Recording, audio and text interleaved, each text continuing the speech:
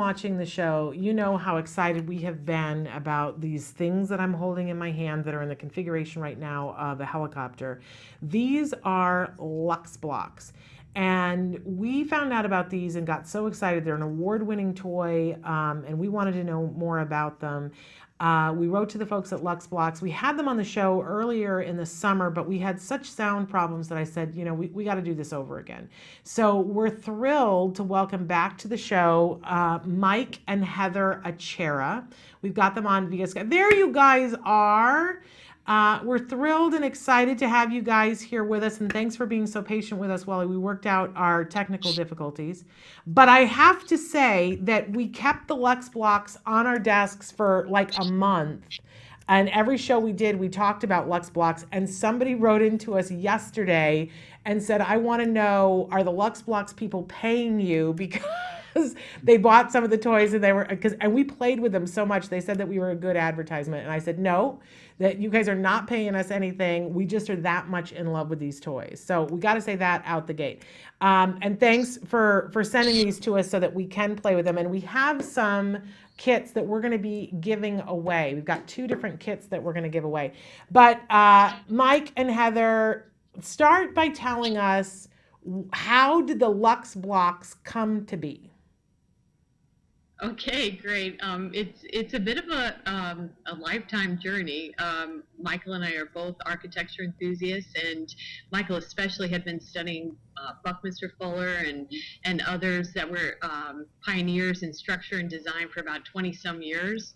And about, 4 or 5 years ago, we decided, hey, you know, let's try and make a block, the same kind of block that had inspired some of our great architects that we admired. Both Frank Lloyd Wright and Buckminster Fuller had played with Froebel blocks, and Froebel was the inventor of kindergarten, and he had come up with this set of blocks that both of those pioneers had played with and said had been instrumental in informing them about structure and design. So we decided we wanted to do something similar. And isn't it true that Einstein also played with the Froebel blocks? I don't know if Einstein did. His real formative experience came from his father, who his business was installing electromagnetos, the first power plants, and his dad had given him a very heavy magnet and a compass. And Einstein saw that the compass was affected by the magnet. So it was simple gifts like that from his father that really got him on a lifetime habit of thought experiments. And Einstein completely believed that it was the visual imagination and music that are more stimulating for the brain than rote learning. So, but I don't know if he went to a Froebel kindergarten. I'd have to check that out. I'm not sure. Okay. Maybe in some of our literature, you may have seen a reference to Einstein, and one of the things that we kind of link in with is the fact that for his theories of relativity, he had to tap into a different geometry other than planar geometry, right. And you're able to capture that with our blocks, which is kind of unusual. Yeah, he had to use hyperbolic geometry, or they called it Riemann geometry back then, and geodesics. And once he was able to use that geometry, he was able to explain how space warps through gravity. And our blocks do that. Our blocks give you access to those 3 geometry groups: planar, convex, and concave. All of which is Greek to me. I'm just going to be honest in case anybody goes, whoa, you just lost me there. I'm right there with you. But yeah. I love the fact that these blocks have so much depth to them that somebody who doesn't understand that, like myself, can sit here and have hours of fun. But right. That for somebody who does get that more in-depth stuff, like my son, can play with this toy on a whole other level and do other things with them. So this, and I understand that when you set about trying to design this, part of your plan was to create a block for this century. Is that correct? Right. Yeah, and the thing was, we weren't setting out to build a toy. We were setting out to solve a problem, and the problem had to do with the problem of the block. And so we looked at nature. And so we look at nature first, which is always wise, and we wanted to see, well, how does nature put itself together, right? And so we looked at molecules, and we looked at ideas about structure, and people like Frank Lloyd Wright and Buckminster Fuller and Einstein. And we said, okay, there's a way nature puts itself together, and it's an optimization problem. How do we? There's a theory called min-max, or minimum inventory, maximum diversity, and nature optimizes. So a single DNA strand will express itself for all the cells in your body. The same DNA strand will either turn your cell into a hair cell, or an eye cell, or a skin cell, or a muscle cell, right? And that's amazing design. So we wanted to make a single block, you can see it, that when you put these things together, they can make all geometry. They can make any kind of geometry group. So from that single block, we were able to finally figure out, after a lot of trial and error, how to make that single block make everything in nature. And that was really the thing that we succeeded at, which was really more of a deeper kind of problem, but it easily turned into a toy. But part of, when we talk about things, it sounds a little too scientific, perhaps for some people. What it really comes down to, in terms of design that enables that kind of versatility, I'd say one of the primary components that allows that is the hinge, because with the hinge, you can make a curve. And that's essentially, when you talk about hyperbolic geometry, it sounds really complicated and, theory of relativity, but all that really was stating was they needed geometry that would capture curves and warps. And that's what this allows you to do. Yeah, here's a simpler way of looking at it. Do you see this box? Yeah. Do you see this? Yeah. Okay, this box is a box, not because solid objects were piled on and glued together, but this is a box that was made out of Lux. And all I have to do is peel away the corners here, and you can see what the Lux Blox really want to do is they want to turn into like a fabric, right? They're squishy, right? They're squishy. But the minute you fold the corners, you're doing origami with the blocks. Essentially, you're getting structure through folds. So the rigidity came when we just stopped. We locked it in locked that motion. Right. And it's the same kind of rigidity you get in an airplane wing. An airplane wing is made out of a sheet aluminum, right? Thin sheets of aluminum, but they fold it all up and rivet it together, and that wing is very strong and light, and it gets a huge amount of performance. So that's what we wanted to give kids, was a high-performance block, a block that derives the same kind of performance that engineers get out of sheet metal with airplanes. It's so cool. And in fact, I want to pause for a second. We have some video that you guys had sent us that shows just some of the possibilities. So Samantha, let's take a look at that, and then we're going to come back and talk more with Mike and Heather as I continue to play with this really cool toy. So take a look.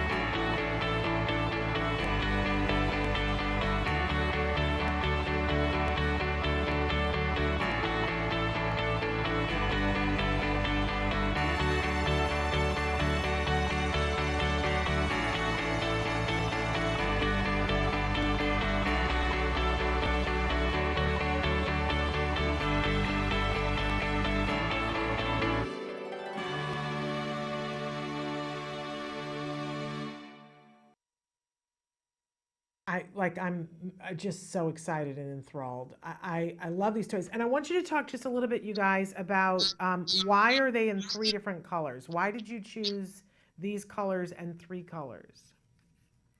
Well, the most important reason is that orange is my favorite color. I love that reason. I love it. And no, we wanted to go with some colors that really they stood out. We did talk with some girls that were sort of tween age girls to get a sense of, hey, how important is it to have pinks and purples for you in a construction block?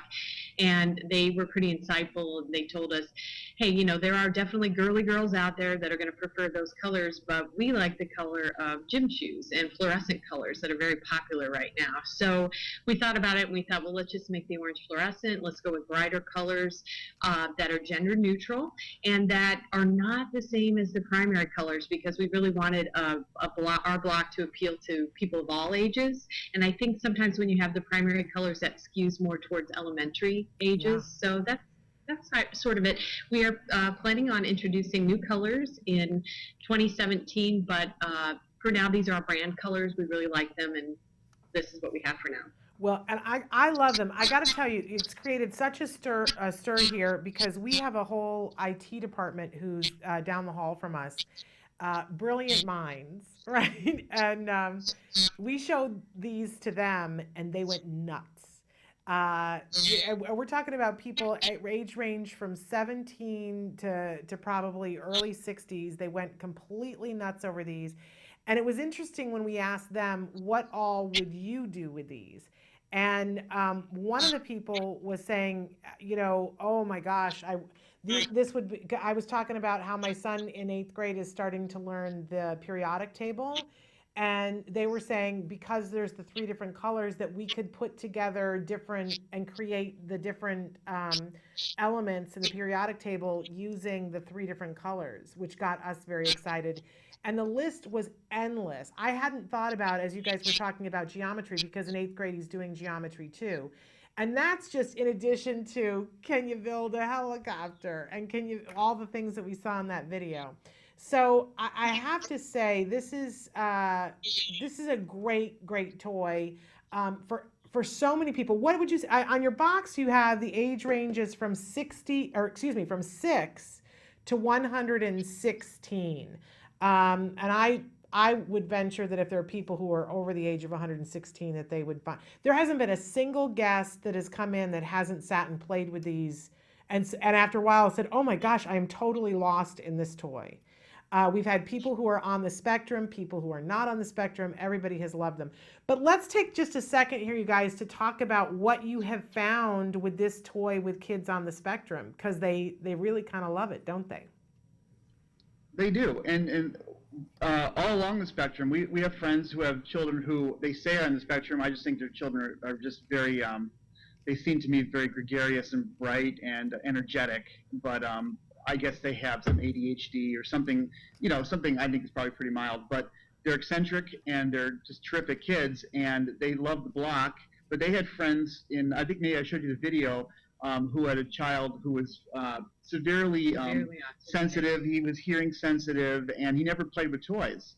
And he saw his sister playing with Lux, and they turned the camera on, and because he was intimating that he wanted to play with them, and they filmed him putting the blocks together. They were doing the hand over hand, helping with him, and he really enjoyed the block. So that was, for them, that was a really big deal. His mother was really moved to tears because he had never played with a toy other than, I think he had touched, screens on electronics, but he had never used a manipulative of any sort in that way, and he was really captivated by it. Mm-hmm. And we can only speculate that, because I have some friends who are therapists. There are some folks, and I don't profess to be an expert by any means, and you might be able to lend us some understanding here, but some folks on the spectrum and otherwise are comforted by the motion. Yeah. So there's something about that hinge and the mechanical action that is not only interesting, but can provide a certain soothing aspect to it. Yeah. So,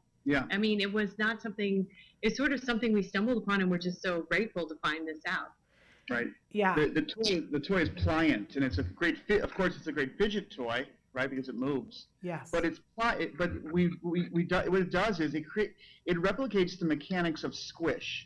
So if you can see that's squishing it. You could feel like a squish, like on a pillow, when you play with these toys, because it's actually been mechanically reduced to what a squish really is. Yeah. A squish, it's not a technical term, but kids like squishy things like clay, and these solid blocks give you that kind of nice pliant motion. One of the things, if I may add, we intentionally designed the block to be very democratic in the sense that we really want everyone, whether on the spectrum or not, to use their imagination and items they might have laying around the house to expand the kit. So if you look at the block itself, we have the star-shaped connector in the middle, and you can use that with some of our accessories. We throw in some dowel rods and some popsicle sticks and that sort of thing. So you could use that to connect block to block in a erector set-like fashion. But we also included these holes all around the center, and those holes are configured to the same gauge as the wires that you would find in robotics or the other engineering circuitry type of toys. So I have no idea what somebody might do with that, but I can only imagine if you were able to put an engine on this and do something from a robotic standpoint, it could be very amusing. And I know other blocks have their own robotics things. I just think that you would do a lot more with the hinge. So we'll see what happens. We're aiming at a lot of versatility with the block. Yeah, it's really amazing how many different things you can do with it, and we've enjoyed. Really, I've learned so much about this over the summer because anytime somebody came in, we've had kiddos that were on the spectrum that were very young and handed them to them and watched them play with them. We've watched older teenagers play with them. We've seen people who are neurotypical play with them. And it's been fascinating. I've learned a lot about watching people play with these, and everybody wants to play with it. So here's the big question. Where do we get them? Go ahead, you want to? No, you go ahead. We're almost 800 stores now or more because we just got into Barnes & Noble. So mostly in retail locations you can get them, but you can also get them online too. Marbles, the Brain Store, has them on their website. Barnes & Noble has them on their website, and there are 450 stores. And they're almost Hammacher Schlemmer is the Christmas catalog. They'll have them. Yeah, Brilliant Sky Toys. So, but like I said, in about 350 other mom and pop retail locations around the country, if you go to our website, luxblox.com with a BLOX, luxblox.com, there's a store locator, and you can find if there's a store near you. Mm-hmm. You can also buy them. You could also buy them at our website, luxblox.com. Or Amazon. Yeah, and we just put luxblox.com up. They're really cool, you guys. They're ingenious. You used some young talent in order to create these blocks, didn't you? Who helped on the team to create them? Well, a lot of kids, but primarily it was a German kid. I call him a German kid. His family immigrated here. He's perfectly speaks English, but they were homeschooling across the street from us, and he was 15 years old, and I volunteered to be in this FRC robotics challenge, and I had known this boy Daniel, and one of the requirements was they said if somebody in the team learned AutoCAD, which is automated drafting on the computer, they got more points. So he learned it right away, and I told Heather, I said I'm an artist, so I know how to draw. I said I can draw these designs we've been talking about. Daniel could put them in the computer as an AutoCAD drawing, and we could buy a 3D printer and start actually making models to see if this idea works. That really, if I may, we didn't actually start that way with the 3D printer. We had actually started with Michael drawing the designs and putting them into CAD and then sending them to a plastics company, and we would wait sometimes a month or two to get a small prototype back, and it'd be very expensive, and it was very difficult. It was so slow going, and it was very difficult to really prove your concept when you had to wait that long and it was that expensive. So the 3D printer really enabled us to try lots of different ideas and then get feedback. So we'd have lots of kids, because we homeschooled our kids. We had a nice network of children to get feedback from, and parents and families. So I think, honestly, part of the reason the design is as good as it is, and at some point you have to stop because you keep, refining and refining. But I think it's because it came out of sort of a community and families giving input, as opposed to, a corporate boardroom. Hey, let's make a toy. So I think that makes it totally unusual. Right. And those focus groups we had were brutal. We had kids who were strangers to us coming too, And one kid from Chicago, his parents both went to West Point. They were engineers. Brilliant kid, but he wanted to stack our blocks like Legos, which that wasn't the point of our block. But I said to Heather, I said, it's breaking my heart, but he's right. We got to give the Lego kid the option of taking the blocks and stacking them, and that's why we came with that hole in the middle. So you can do a face-to-face connection if you want to. And but that we thought we were ready to go to market. We went right back to redesign again. So those were heartbreaking, but they were honest sessions, and those kids taught us a thing or two, didn't they? They really did. If you saw the buckets of different designs that we had tried, you'd be amazed at the number of ideas that went into this, and some were discarded. And kids actually, it's on our website. Kids actually helped us when we first started manufacturing. We had a barn in Cameron, Illinois, and 3 families came together, and we paid them in pizza and toys, and we all, parents and the kids, all helped bag the blocks, box the blocks, and send them off. So it was a real family operation for a time there. I love that. I want to be paid in pizza and toys. That sounds like fun to me. Well, it's great. I also want to mention that these are made in the USA. That's another feature to these that I know for a lot of people that's an important thing. They're spectacular. And they are great for all of our kids, including our kiddos who are on the spectrum. I have seen, there are so many different things that our kiddos can do, but one of the first things that it does is that you're building those fine motor skills when they're snapping them together. It's not difficult. Some of our kids will find it challenging in the beginning, but what we have seen is because it is so reinforcing when they get them together, they're willing to work through that. And it builds the muscles in their hands, which helps with hand-eye coordination. It helps with handwriting and a whole host of other skills. And from there, the skills that they can work on are absolutely amazing. And because it's reinforcing, they're willing to do it.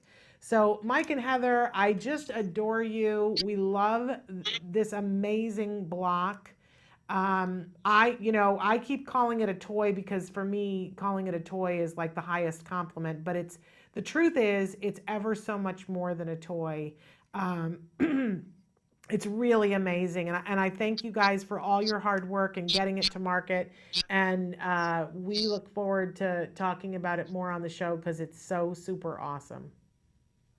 We really appreciate your support, and it's true, yes, we aren't paying you, so thank you so much for that. And but we love it.